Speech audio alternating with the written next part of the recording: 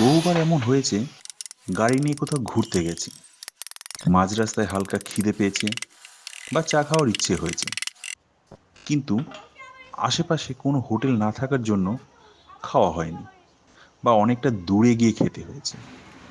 তাই অনেকদিন ধরেই ভাবছিলাম গাড়ির মধ্যে একটা কিচেন সেট আপ করবো। সেই মতো শুরু করে দিলাম কাজ। কিন্তু বিষয়টা সহজ ছিল না।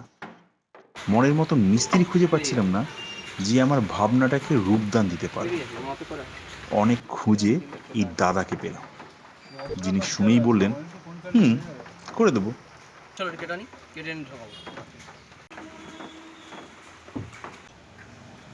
শুরু হয়ে গেল কাজ।